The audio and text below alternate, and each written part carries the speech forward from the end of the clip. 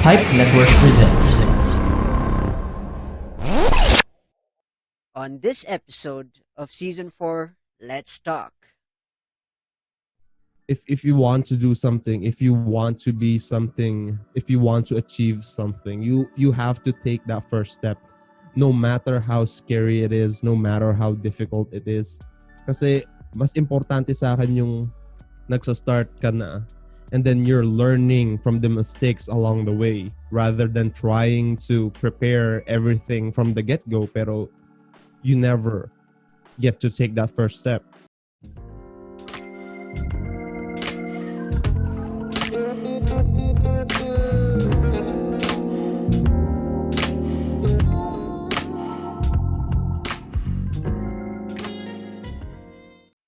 Hey folks, welcome back to the Rajiv Show, and I'm your host Rajiv Doreswamy, and this show aims to help reach out to those who are currently struggling in life and to remind you that life is indeed beautiful when you're inspired to make it your own.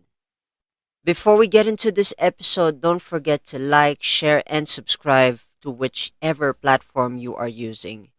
And if you want to connect with me, you can find me on Facebook, Twitter, Instagram, and on TikTok at The Rajiv Show.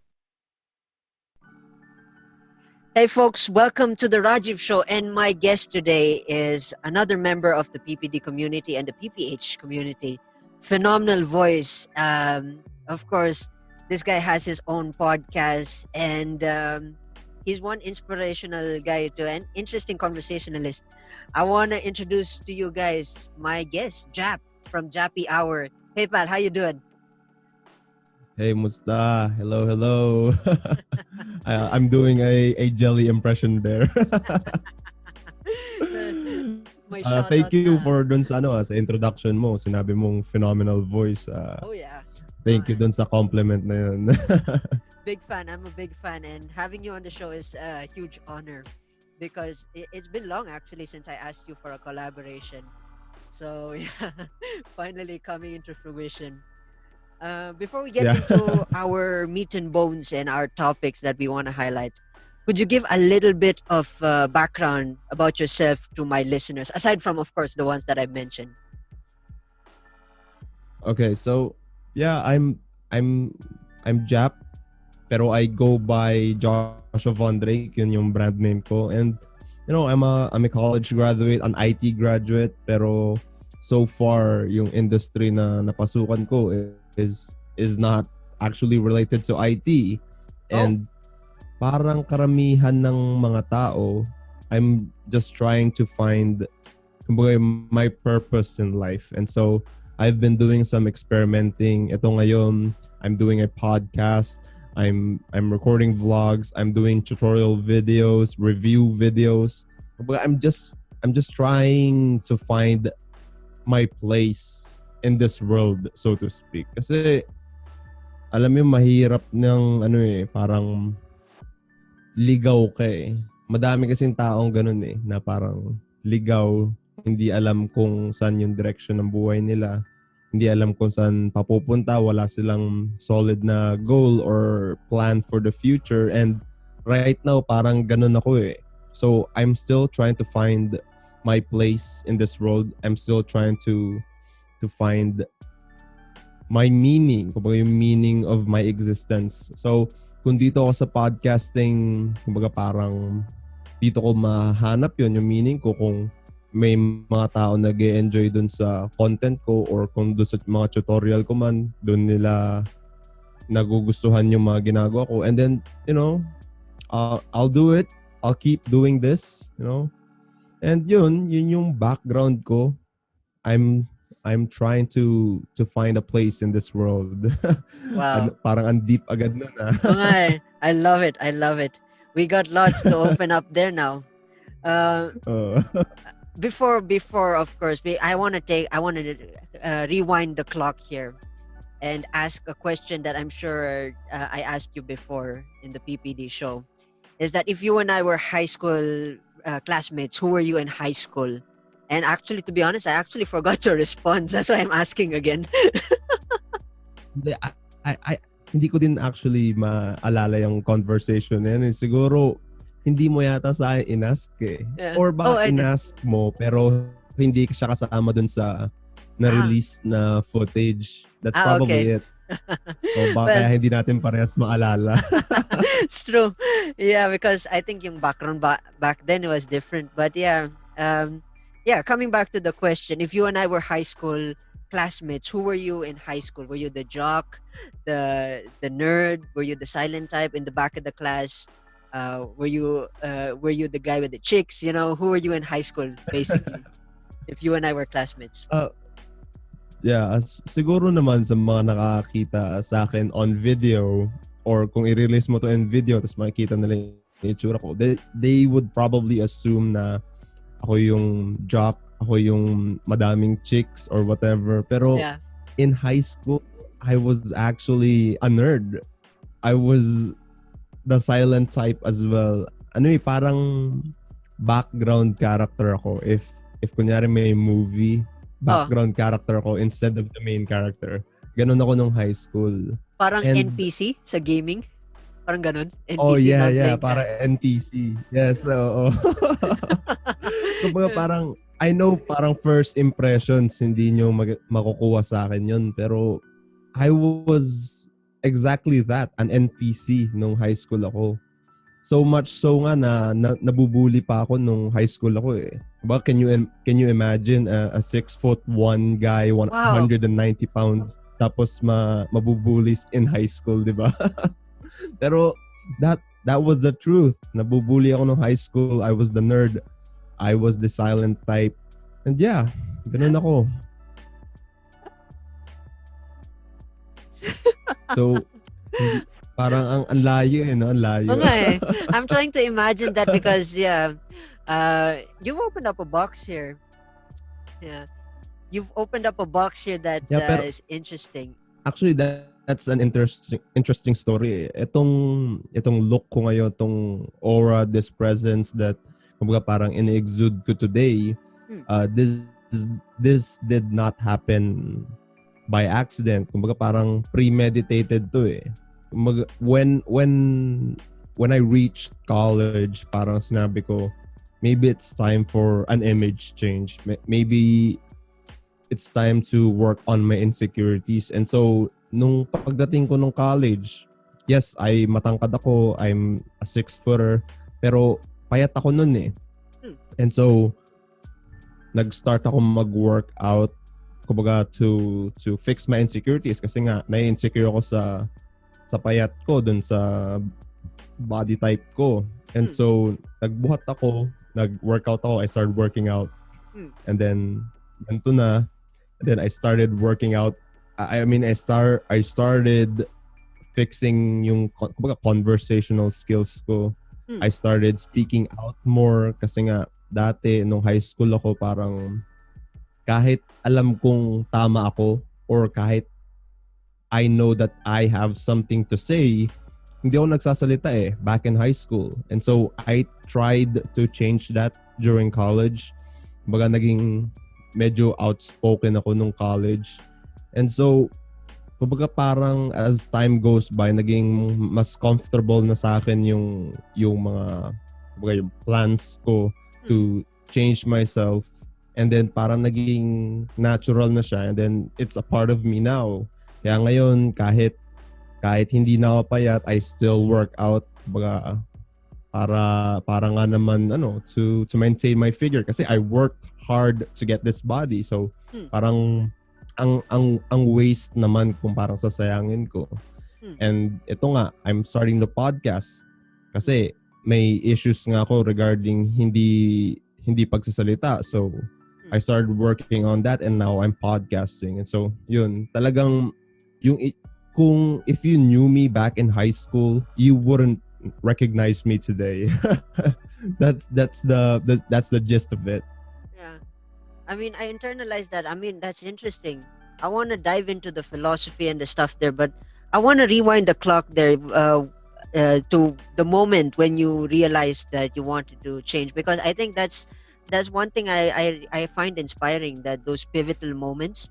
Is there one particular story that ignited that fire, or it was a general consensus that you were exposed by the environment? Or was there a time where you were walking back from the bus or walking home or sitting in the jeep or something and said that was the click, that was the fire? Was there a particular story? Take us back to that moment, that pivotal moment for change. It's interesting. Okay. Actually, this might sound parang petty or parang small. Let's just use the word small. Or hindi, petty na lang. Let's stick with petty. Parang Hmm. ang petty. Kasi etong change na to, it all started when I wanted to date beautiful girls. Hmm.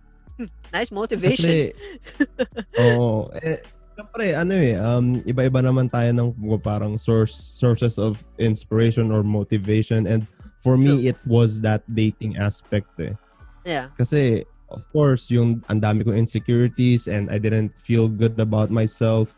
Kumbaga, yung mga girls, parang mararamdaman nila yun eh. So, mas nagiging less attractive ka pa, lalo mong pinoproject yung insecurities mo. And Yeah. so nahirapan ako with dating when I was in high school. Hmm. So, parang sabi ko, I've had enough. I want to date the most beautiful girls. I want to date the sexiest girls. And so, ang parang hinanap ko is kumbaga parang the common factor. Ano ba yung mga, what are the qualities that the girls want? Parang ganon. Yung kumbaga consistent among guys na hinahabol ng girls. And una-una is yung confidence, and yun yung wala ako. And so, I tried to work on my confidence.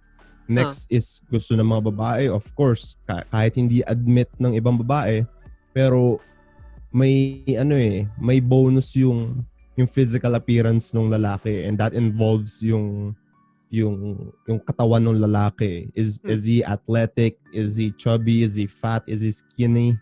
And so, and yung motivation ko na I wanted to date girls, yun yung parang nag-spark sa akin to make a change, to bring about change in my life.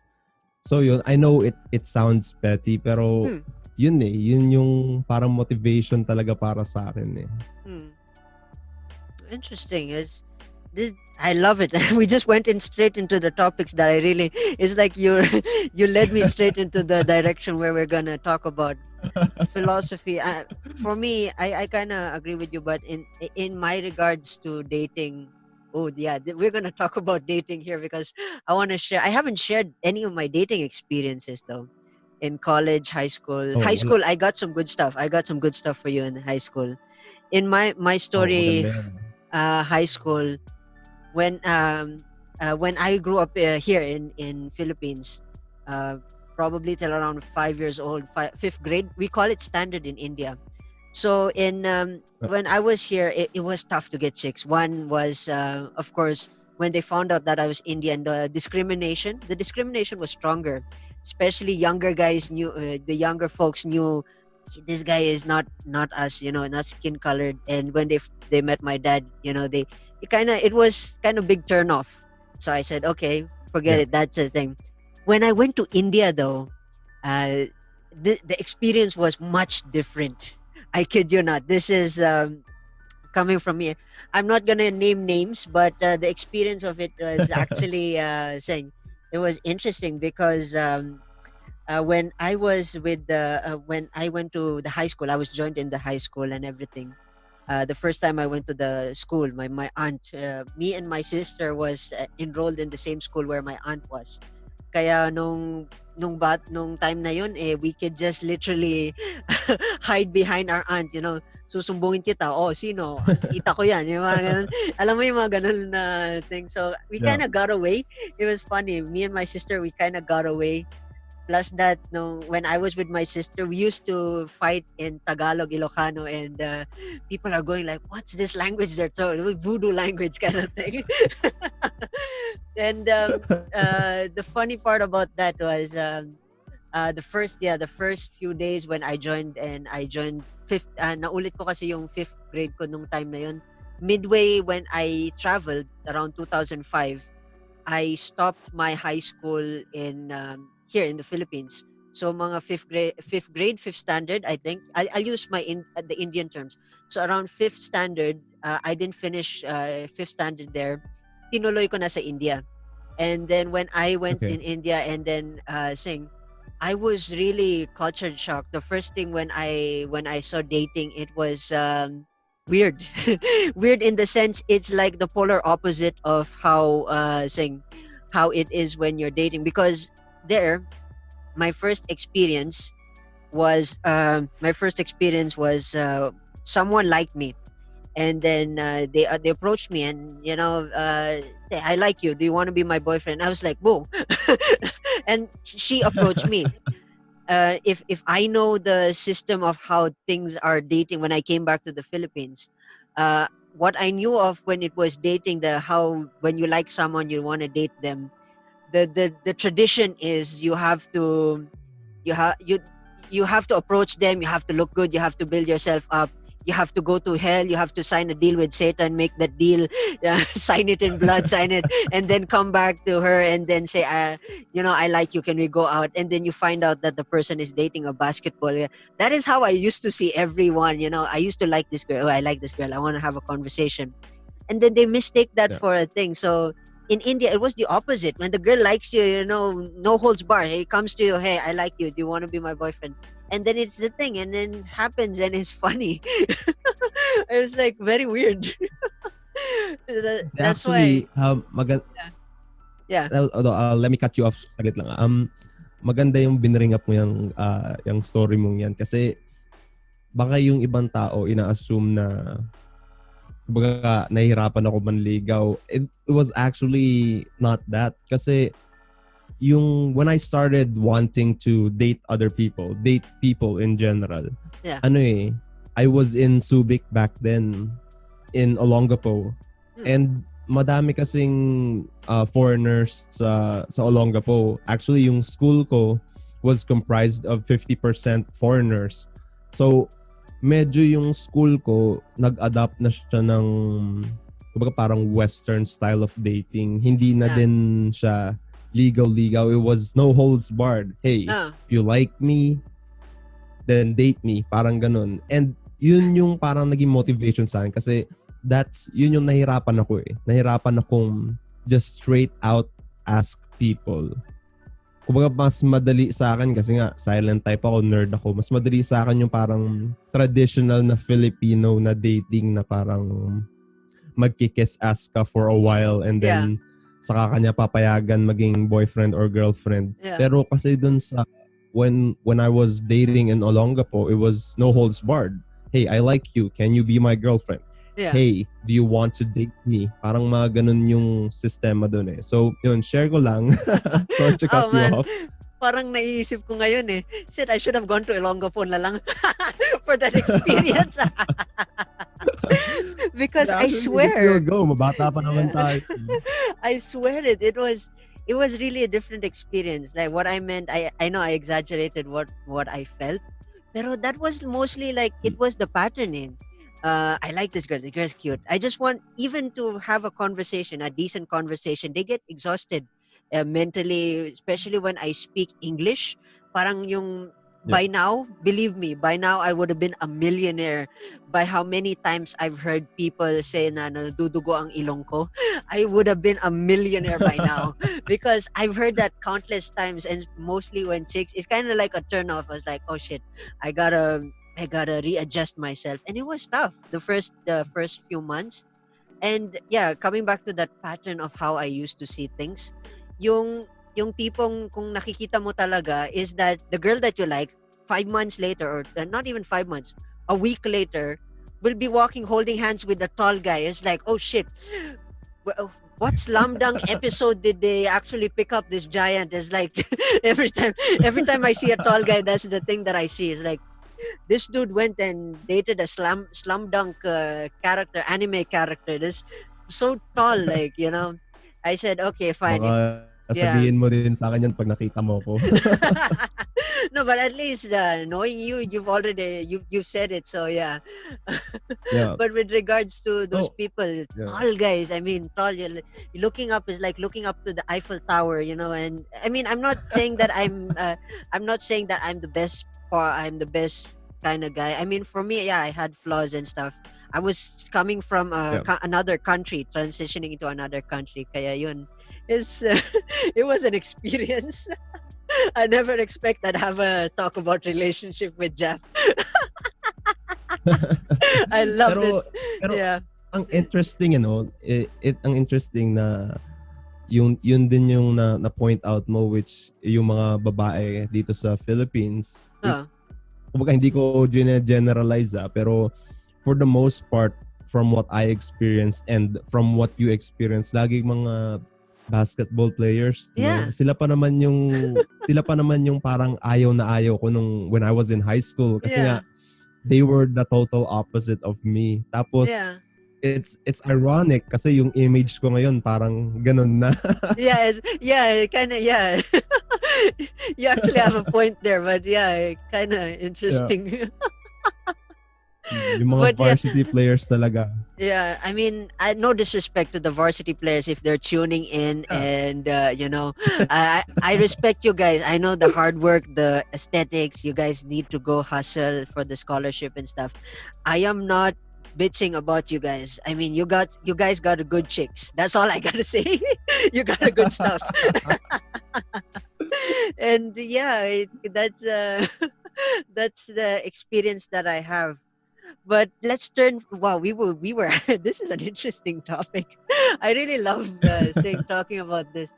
Um, yeah, that's my experience. I mean, I want to also follow up. I kind of got disappointed. I mean, from me, I'll share the personal experience that I had. Offline was not really good for me, and it Yeah. was tough.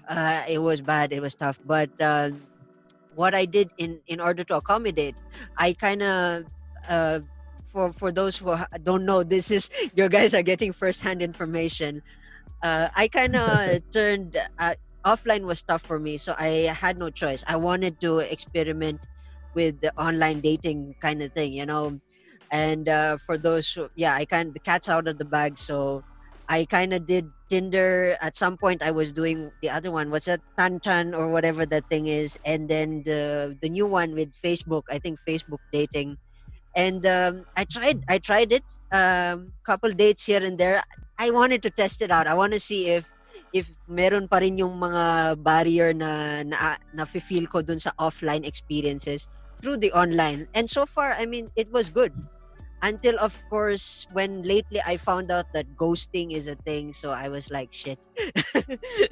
There's no end to the At impossibilities. Yeah. ghost ka na ba? Yeah. I mean, yeah, that's also one thing that I hated.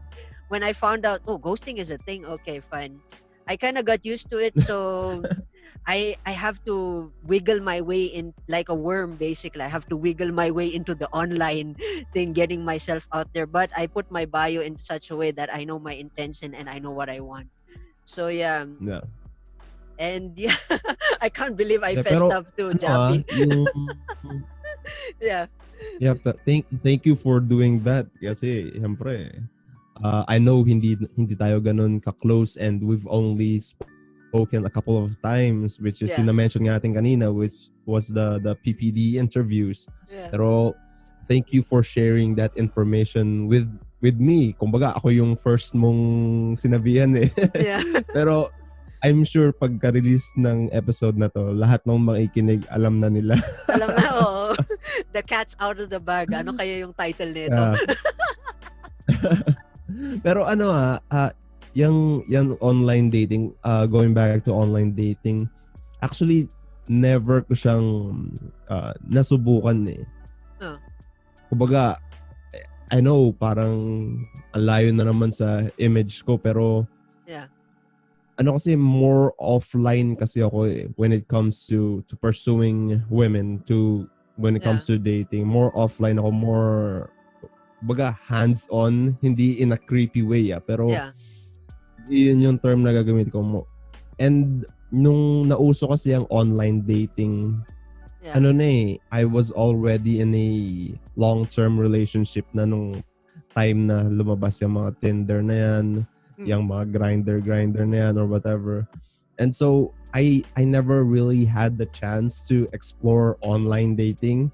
Sure, kumbaga nung parang early college, late high school, meron ng mga social media, yung MySpace, yung Friendster, yung early stages ng Facebook. Sure, kumbaga parang nagchat-chat din ako dyan with my crushes. Pero kumbaga when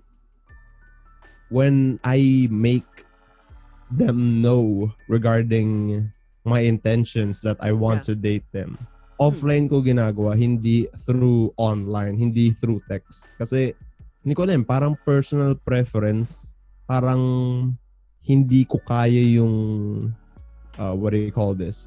Parang anticipation na kunyari nag-text ako na, uy, pwede ba akong maging boyfriend mo? Tapos parang maghihintay ka for the reply, 'di ba? Parang it's so nerve-wracking to wait for that reply. Yeah. And so kaya mas naging preference ko yung offline dating talaga. Pero siguro if maging single ako in the future, I'm not saying na gusto ko, pero kumbaga hindi pa naman tapos ang lahat eh. So Yeah. baka malay natin maging single ako in the future. Baka siguro i-try natin yan. I'm not opposed to online dating or anything. Pero yun nga, more offline talaga ako. And it's a challenge. I mean, I agree with you with the offline approach because there are certain things that you want to say and contextually minsan I don't know if you agree with me, but the way I see the offline transition is like it's very weird. Like, there are certain things that you want to say and you type it in context, but the person who's reading it, let's say I have let's say I'll be clear, I want to intentionally date this girl, so I send a text, I Yeah. like you, can we go out? you know the um I don't know what the word is exactly. I think the flavor of the text is not the Yeah. intention of it. I don't know if you got what I'm saying though. It's Yeah, like, I totally get you. yeah, Yeah. it's like, Kasi it's, may mga ganyan talaga eh, na yeah, parang na you say one thing and then the person perceives it as another. Kumbaga yeah, parang ang hirap mag-convey ng, I don't know, parang feelings ba? yeah. Or yun eh, ang hirap i-convey ng feelings through online, through text, through chat. Parang nalulose talaga yung yung words na ginagamit mo, parang it gets lost in translation, baga. But yeah, that's one thing. Yeah, I mean, yeah, contextually, you have no idea how many times I feel like I want to punch the screen, my phone, especially when it comes to texting. Yeah, it was like, oh my gosh, I like you, but then the word, you cannot bolden it, you cannot put the flavor into, you can't put the twist. It's kind of weird. And then the person, this is the killer. I'm sure you agree with this. This is when someone responds, the word that would kill the vibe is that K. When they say K, is like, oh, this is, if this was a game, Parang parang, conversation ender na yun yeah, eh. oh, it's like, in the way, what is the thing? What's the word for it? Parang game over. Like when Yeah, you're yeah. Mortal Kombat, yung parang alam mo yung ending na finish him, bang, and then you box the head and the spine out of your body, yung parang ganun. So yeah, uh, that's that's the thing. Yeah, it's funny. That's a funny experience I really hated the most, which is thing. And as much as possible, I like to have video calls is the only thing. I mean, now, prior to this recording, we are in the pandemic, so dating is kind of the killer. Getting out there with the face mask, judging people by face mask is now the new thing. Yeah. I like you unless your mask is on, yung parang ganun. Yung PP shield, Yeah. I like Ang you on the thing, 5 feet na lang muna. So ang yeah. ang wrong timing nga nung kasi kung na-notice mo back when we had the PPD interview, Yeah. parang wala akong facial hair eh. And Yeah. ngayon, I'm starting to grow out my beard kasi gusto ko Yeah. magkaroon ng beard. Kaya lang, hindi naman siya nakikita kasi lagi ako naka-face mask. So parang Oo wrong nga eh. timing nung... Oo nga eh. Hi, I like you. Tapos nakaganon. Parang, alam mo yung Bane na mask? Hey, I like you. Parang ganon. Yung Batman Dark Knight Rises. Parang ganon. Ang weird. Ah, Tapos, actually, maganda yung movie na yun. I love the movie. Parang ang weird. Ano Yeah. ba yung follow-up nun? Do you want to control Gotham? Di mo ganon. So yeah. But yeah, that's the dating world from my perspective as an Indian coming back to the Philippines. Yeah, I've always wanted to share that. I didn't expect that lalabas sa thing. So yeah. Actually nga, interested ako malaman yung dating life mo eh. ngayon na na-expose na ako. Oo, na-expose ka na. Yeah. That's well, welcome to my life. Pero yeah, That's that the was story of Rajiv. yeah, that's the story for those chicks who probably, if I'm dating someone at this point of the release of the thing, don't get me wrong. We are all humans. We have to, we have to do our thing in order to survive. We gotta learn how to communicate. We gotta learn how to handle rejection and all that stuff. So please don't get me wrong. Wow, a nice opening, nice opening. I want to talk about philosophy. I mean, you opened in philosophy, and I want to talk about that. But before we open that box, we're gonna take a short break, folks, and we'll be right back after these few short messages. So yeah, do you want to get great deals? Go to Pipe Marketplace. Visit pipenetwork.co/marketplace and use the promo code TRS to get exclusive discounts. Chat with them now. Basta Podcast, pipe yan. Your unfiltered Tagalog roasting podcast every week is now Pipe Network. Catch the MTG Show podcast every Friday on your favorite podcast platforms. And remember, stay safe and stay reso. Hey folks, welcome back to the Rajiv Show. Nagigigil na tuloy ako.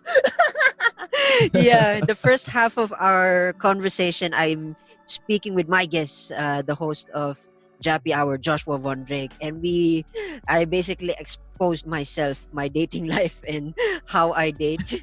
It's kind of funny. And now we're gonna talk about some serious stuff. So we're gonna open up our serious face and everything. And we're gonna tackle philosophy. I mean, I've always wanted to tackle philosophy with Jappy because in his podcast, biglang na plug, no? In his podcast, he talks about self-confidence and self-imagery. And I think the episode that I love the most is the one about being assertive, being a dominant alpha male. Yeah, alpha male. Yeah, Uh, alpha male. yeah, that I remember. I don't know when that was released. I think it was released 5 months ago, and I saw that, and yeah, he kind of has some few points there, and yeah, I said I gotta have this guy on my show. So let's get into the philosophy thing.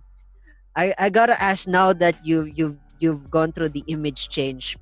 Is there a Joshua Von Drake quotation philosophy that you live by every day, every time you wake up, and every day when you do something, you know? Parang Nike slogan eh. Just do it. Yeah. Kasi yan yung I think mo-discuss ko to dito sa mga very recent na episodes ko eh, na when it comes to doing an image change or gusto mo mag-pursue ng something na kumbaga you're not that great in pero you're interested in, kumbaga parang gets mo, parang you're not good at something pero you're still interested in doing that thing, Like your or heart is in it. anything. Kumbaga parang if you want to do something, I think you just have to do it. Kasi yun yung hardest step eh. Taking that first step. Yun yung parang struggle ng karamihan. Like, let's say, let's take podcasting for example. I'm sure madaming mga nakikinig sa mga podcasts And then parang sasabihin nila sa sarili nila, oh, I have something to say as well. Siguro I should start a podcast too. Pero they would go through this phase na parang magre-research sila paano gumawa ng podcast, mangingi sila ng tips kung paano maging effective podcaster, how to get good audio and whatnot. And then bibili na sila ng mga equipment. Pero dahil sa pag-prepare nila, yung too much preparing, and then sa sobrang pagsa-second guess nila, they're trying to make everything perfect. They forget to actually start. Kaya madaming taong nagtatanong lang paano ganito. Pero you never see them actually doing it.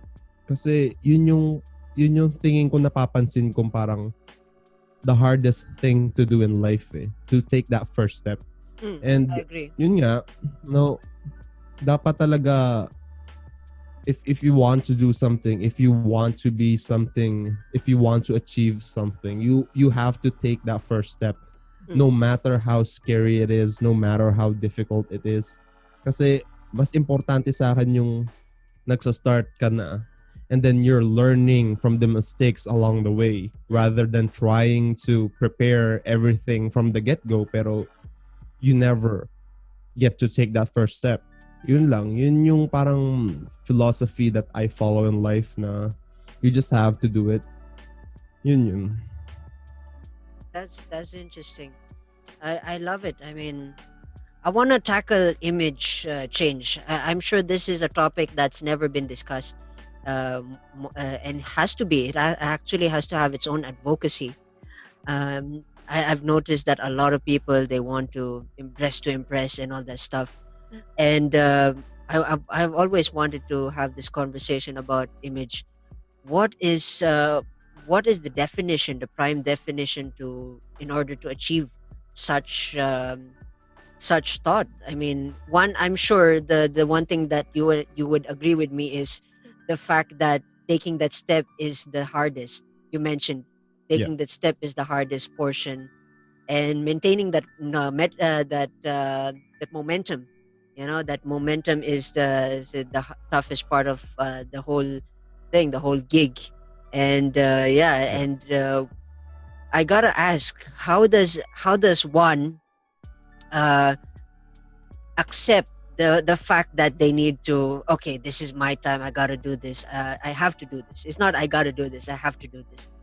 When is the best time, for such ideas or for such thoughts?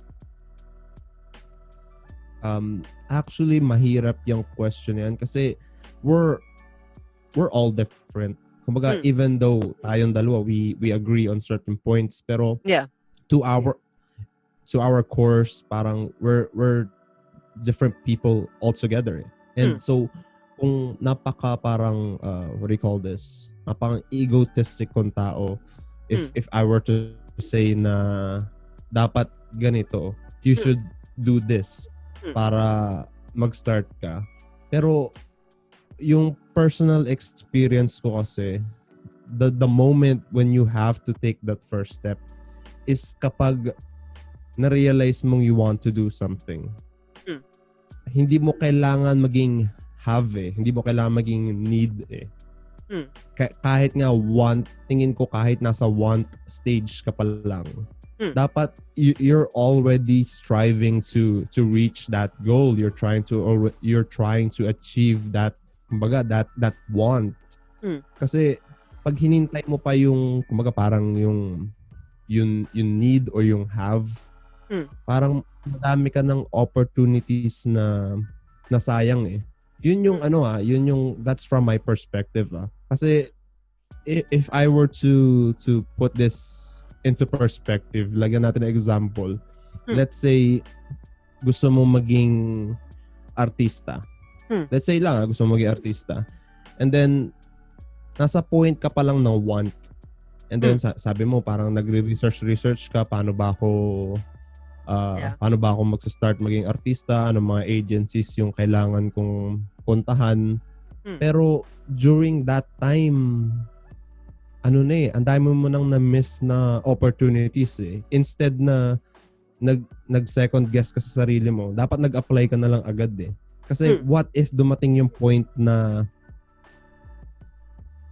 kailangan mo na.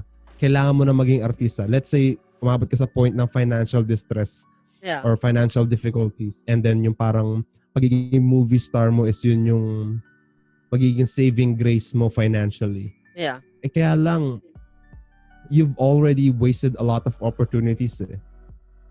So, may possibility na nung time na need mo na where you have to do it, wala na yung mga opportunities mo. So, there's a possibility na hindi mo ma-meet yung dream na yun even though you need to, even though you have to. Kaya yung advice ko lang is as soon as you think of it, kunyari gusto mo mag-start ng business, and then just do it. But worry about the details later. I know parang napaka-reckless nung mga parang point of view ko, pero yun yung nakikita kong yung from my perspective yun yung kasi based on my experiences, madami din kasi yung opportunities na nasayang kasi kumbaga parang I've waited too long eh. Masyado kong sinecond guess yung sarili ko to the point na hindi ko na nagawa. Puro want. Pero I never take that first step. So pag dumating yung mga opportunities, I mean yung points na I need to or I have to, wala na yung opportunities eh. Yeah, that's an interesting take. Taking that leap. I do agree. I mean, in life, actually, that's a general kind of consensus. Because it's not just in dating or podcasting or acting.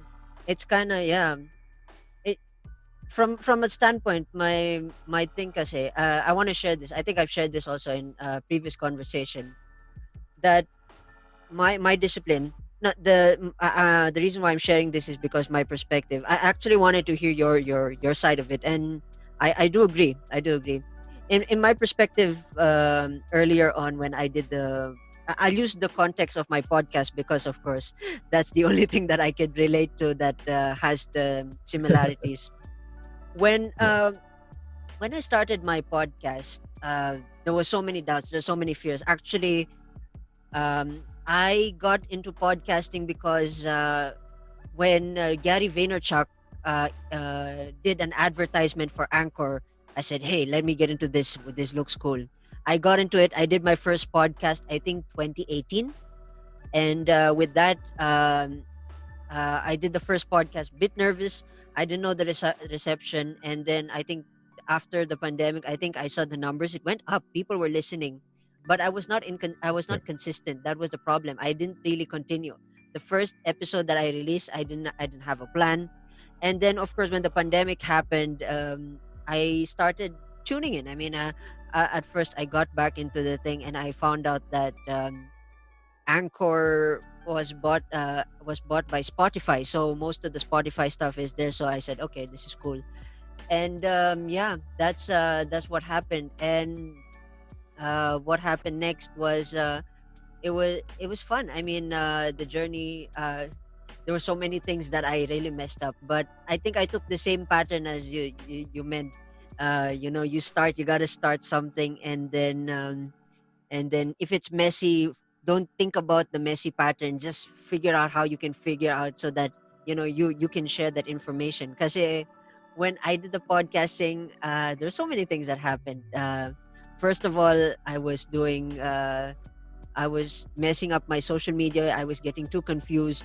I had an identity crisis. Alam mo yung identity crisis pero social media lang yun. parang parang maliit na bagay tapos social media. Parang ganun. I had an identity crisis with my Instagram because I had post from my blog, I had post from my podcast. Kaya I kind of in between. I was like I was like, where can I post my own stuff? Like I went out to dinner and stuff. I want to post a pizza. Saan ko lalagay? Ganun yung feeling. Kaya I decided later on that the Rajiv Show creates its own Facebook page, Instagram, and I'll manage. And then Rajiv Doreswamy has his own share na lang from the Rajiv. So I kind of fixed it as I was going along, but it was a messy journey. The podcast, Yeah. the blog also was another thing. But yeah, and but I do agree that you got to start somewhere and then figure it out, and that's one thing. Getting started is the toughest. I do agree with you. I gotta ask the working out because I'm a skinny guy. I'm sure you've seen some of my photos. I'm a skinny guy, and I did couple of workouts here and there. I was not consistent though because of the lack of motivation. I should actually take your word for it. I should work out for the chicks. Perhaps, who knows? Who knows? By the time I get this thing, but yeah, working out. When did that start, and who got you into it? I'm sure it never fell into your lap. Oh, I want to work out all of a sudden. When did that happen? Maganda yung sinabi mo na it did not fall onto my lap. And yun yung parang gusto kong message na before I talk about working out, yun yung message na gusto kong dapat ma-absorb ng karamihan ng tao. Like, even though some people have it together, like even though some people do it like perfectly, yung mga gusto mo sa buhay, kahit yung podcasting for example, I'm sure yung taong yun worked his ass off to Yeah. to get to where he is. Kumbaga ang hirap i-judge nung tao na sabihin natin, oh, he's just naturally gifted or may pera lang siya kaya afford niya yung mga ganito, blah blah blah blah. You also have to factor in na yung mga portions na hindi mo nakita. Kasi malay mo, for example, yung podcasting, let's say a guy has a very successful podcast pero hindi mo alam in the background before he reached kumbaga the maganda status, madami na siyang ibang mga failed na podcasts eh. And so yun din yung parang sa in life, you have to work for the things you want. It's not naturally going to fall into your lap. Of course, may mga taong swerte talaga, yung kumbaga parang na-bless with good genes, may rich parents or may prince from Abu Dhabi or something, pero Yeah. hindi lahat ng tao ganun eh. Most people work their asses off to reach the point where they are at now. And yun lang yung masasabi ko. Pero going back to working out, same story. It's about a girl eh. I had this girlfriend back when I was in college, first year college, when I was a freshman in college. And ano siya, maganda siya. And madami nagkakagusto sa kanya. And so I felt insecure kasi that was kumbaga parang mga one of the first relationships I had eh. Kumbaga she's not technically my first girlfriend pero one of the first. Kumbaga nasa early stages pa lang ng dating ko nung time na yun eh, when I was in freshman college.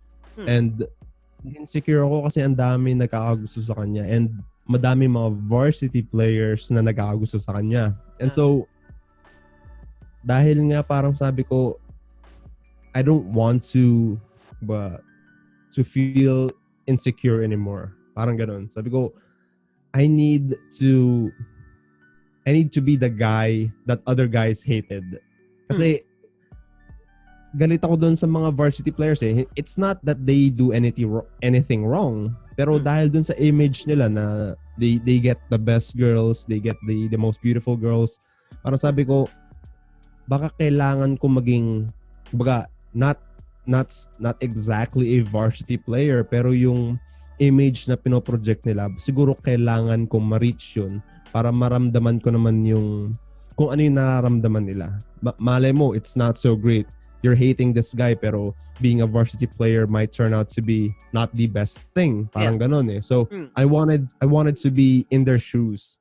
Kasi sabi ko, ano ba yung pwedeng maging common ground namin? And that was working out. Kasi lalo na yung college varsity players, they're subjected to intense training eh.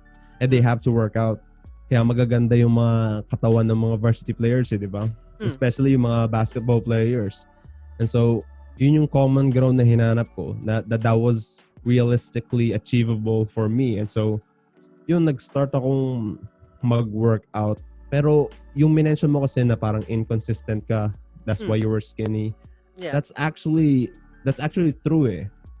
Kasi I think yung madaming tao na gusto mag-workout na para gumanda yung katawan nila and then inconsistent sila, then nadi-disappoint sila kasi wala sila nakikitang progress kahit let's say ilang months na sila nag-gym. I Yeah. think that stems from a lack of a goal. Kasi that's what I found out eh. Kasi believe it or not, matagal din before kumbaga parang nag-change yung body ko eh. Siguro mga 3 months na ako when I started working out, nag-gym ako for 3 months straight and then wala akong nakitang progress. And then kasi wala talaga akong goal during that time. I didn't have a goal. Ang sabi ko lang, I wanted to work out. Yun lang yung sabi ko, I wanted to work out. And so kasi kumbaga parang may mental factor din kasi yung working out. Ito based on kumbaga parang bro science, pero this is based on my experience kasi. Pag wala kang specific na goal, let's say gusto ko maging kamukha si Chris Hemsworth, you have to have that specific goal eh. Pero if you were to say I want to work out, napaka-vague nung idea. Kasi makes sense. Kasi let's say yung definition mo ng workout is mag-treadmill ka for 10 minutes. Yeah. Kumbaga parang that's already working out eh.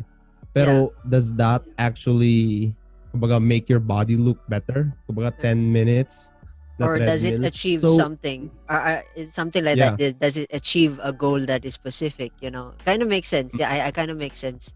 I kind of get it. So dapat when you work out, you have to have a specific goal. Kahit let's say you want to gain 10 pounds in 3 weeks. But that's specific eh. You're aiming for that.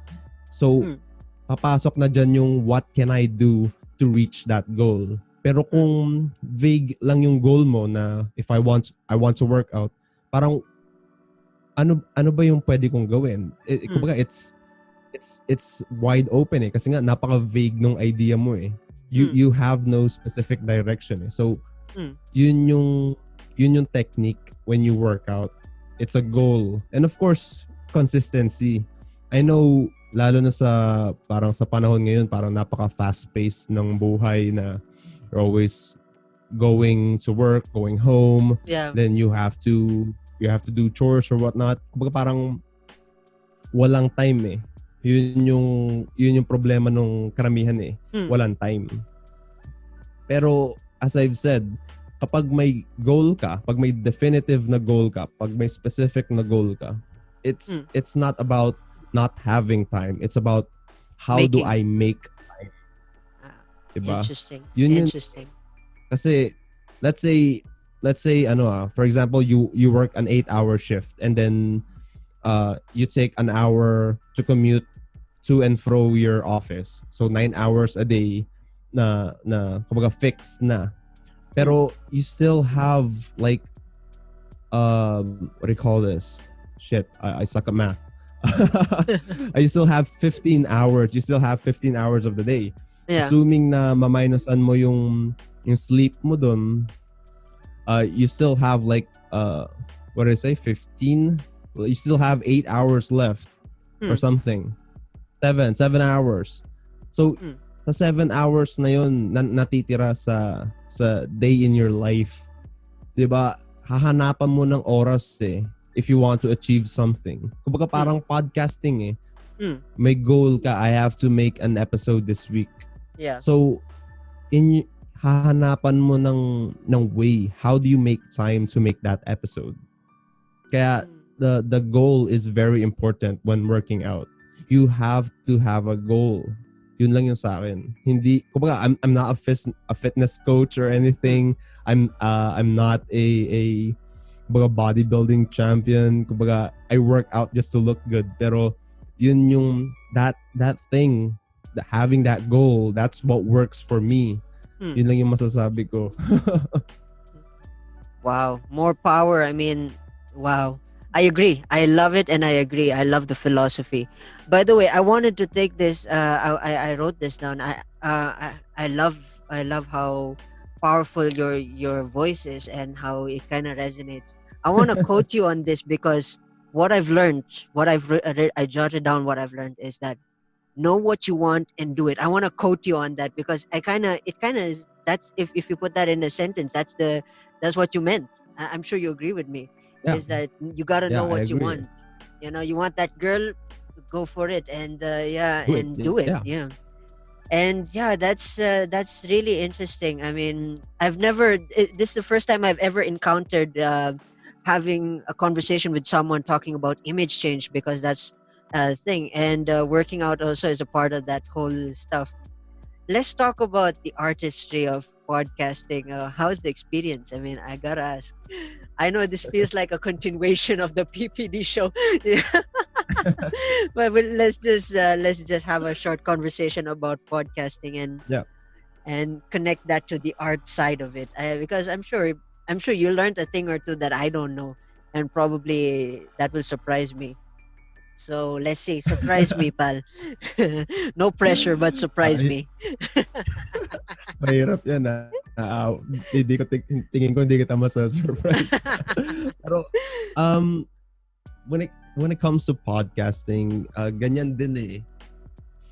Yeah, Well, you need to have a goal, and yeah, and I think hindi lang with podcasting and working out. I think that applies to life in general eh. Kailangan you have to have a goal. yeah, Pero if you don't, kumbaga, huwag kayong ma-disappoint kapag wala kayong goal, or let's say yung podcast nyo walang specific na niche. yeah, Kasi madaming taong walang goal eh. And that's not a problem. Magiging problem lang siya if you stop looking for a goal. So, kunyari, if you're starting a podcast tapos parang wala kang specific niche, which is yun yung problema nung The Jappy Hour podcast ko eh. same Kumbaga, here. even though The yeah, Rajiv show. even though I tackle even though I tackle parang mga philosophy, dating and whatnot, kumbaga parang nagiging mishmash na siya ng different genres eh, different niches eh. Pero Yeah, I think if you're actively looking for the goal, if you're actively looking for your niche, I think that's still an admirable trait eh. May mga taong makakagets nun eh. Kasi and yun din yung message na sinabi ko in one of my episodes when I was talking about how to be more of an alpha male. Kasi may mga taong yung no. May yung mga females kasi, mga girls in general yeah, no, not in general. Most Yeah. at least from what I've encountered. Attracted sila sa taong parang may conviction in life. Yung Yeah. alam nila yung what they want. Yun yung mga attractive na guys para sa ibang mga babae. And Yeah. kahit wala ka pang goal or dream para sa future mo, at least try to actively look for it. Kasi yung mga babae, makikita nila na you're making an effort to find that dream. Yeah. You're making an effort to find a goal in life. And Yeah. ganun din sa podcasting. So, yun yung status nung The Jappy Hour podcast ko ngayon. So, I'm still trying to find that specific niche. Pero may ideas na ako eh. Kumbaga, parang sometime in the near future, baka mag-revamp ako nung The Jappy Hour podcast. Kasi kumbaga gut feeling eh. I think I found the perfect niche for The Jappy Hour podcast. Pero yun nga, wala akong specific niche pa ngayon. Pero it's interesting actually. I have a second podcast. Hindi ko lang alam kung napakinggan mo na, which is yung The Normy and the Nerd. The one that I share with my girlfriend. Akala ko Jappy Hour yun. I've seen it. I've seen it posted. Yeah. Oh man. Okay. So I'm actually managing two podcasts right now, Wow. which is yung The Jappy Hour podcast and the Normy and the Nerd. Yung The Normie and the Nerd, meron siyang specific niche, which is yung TV, movie shows, Yeah. games, well, basically nerd culture. And dun ko nagamit yung pagiging nerd ko back in high school. And so dito ko nilalabas para, kumbaga, alam mo yun, parang unexpected. A guy Yeah. that looks like this is talking about movies in depth na parang sobrang nerdy down to the camera angle, bakit may meaning to. Parang yung image doon, paano kaya uupo si Shaquille O'Neal kung may Lamborghini kasi kasing baba nung kotse na yun. Hindi niya kaya. Yeah. So, I'm actually enjoying podcasting right now, and of course, I'm struggling to stay consistent. Yes, I'm actively looking for a goal, pero baka kasama yan sa journey.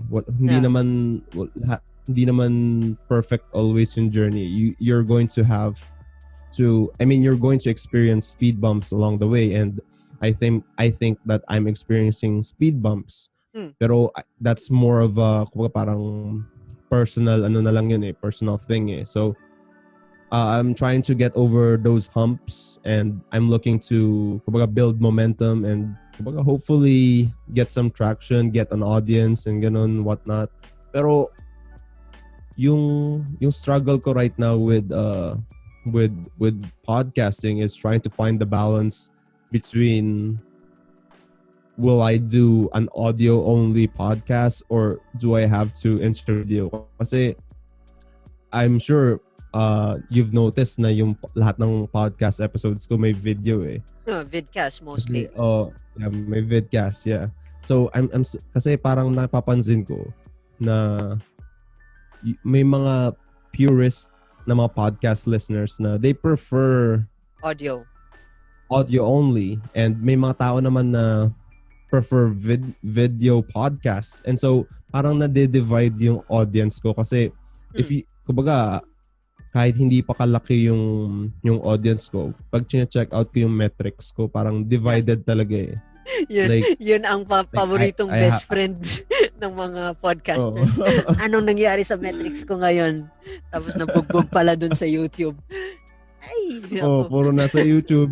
Minsan may episodes ako na puro audio only. Like, hindi ko magets minsan Pero, but at least, ngayon kasi parang, you're parang hindi ko picking. na pinapansin minsan yung hindi ko na pinapansin yung metrics ko, and I'm just trying to Figure out you. do what Do you. yeah. Kind of Just do thing. me. Just do me. Yun na lang, oo. And so, yun lang. Yun yung struggle ko. Talagang nade-divide yung audience Pero, mas feel ko talaga tong video podcast Kasi, I think mas nako-convey ko yung message ko kasi mahilig ako sa mga hand gestures, tsaka may mga tao nakaka-gets ng facial expression ko So, it goes back to the idea of texting that I remember mentioned, is that you say, hey, I want to take you out, can we go out, and I like you, parang yung ganun. Tapos yung na-send mo na, tapos na-receive niya, okay, patay. It kind of goes that way. But yeah, that word K is like a killer. It's like parang scissors. Tignan mo din yung sa word, parang it's like a scissor because it has the same, if you tilt the K upside down, But yeah, before we end this conversation, of course, a lot of our listeners would love to connect with you on social media. How do they find you on social media, pal? Yeah, so as I've mentioned earlier, as Rajiv mentioned earlier, I go by Joshua Von Drake. Yun yung lahat ng mga social media tags ko is under Joshua Von Drake. My Facebook, my Twitter, my Instagram, my YouTube. Yung Twitter ko medyo inactive. Yung Instagram ko medyo nagiging active na ulit. I've started posting pictures again. Mga workout videos and something like that. So kung gusto niyo makita yung personal life ko on Instagram, kung gusto niyo makita ng mga memes, I'm on Facebook. And kung gusto niyo makita yung podcast ko, I'm on YouTube as well as on Spotify and all the other major podcasting platforms like Apple Podcasts and Google Podcasts, and of course Anchor especially. So yun, I'm under Joshua Vondrick. Podcast is Jappy Hour and ano pa yung isa? The Normie and the Nerd. Yun nga, my podcast, parang similar to Rajiv, we're still trying to find our niche. Ano kami, my podcast is the Jappy Hour podcast, yun yung personal podcast ko. And then the one that I share with my girlfriend is called The Normie and the Nerd. Yun naman, it's all about TV shows, movies, cinema, games, manga, anime, all the nerd stuff. So kung medyo nerdy kayo or interested kayo in listening to nerd culture, check that out. Pero kung interested kayo in listening to relationships, self-improvement, how to be an alpha, how to be a guy that women kumbaga parang chase after, you go listen to the Jappy Hour podcast. Awesome. I want to say thank you to my guest, Joshua. Why did I go with John? Joshua Vondrick. I want to thank you. This has been a 5-month wait, and I know I want to thank you so much for having this opportunity to have a conversation with me. Hopefully, in the upcoming season, if I open up another upcoming season, let's have a roundtable podcast. Let's get everybody in the Rajiv show, and I hope I get to book you till then. But yeah, yeah, No, I wanna yeah. invite mo lang ako and I'll be there. No problem, buddy. Awesome. Thank you so much, Joshua.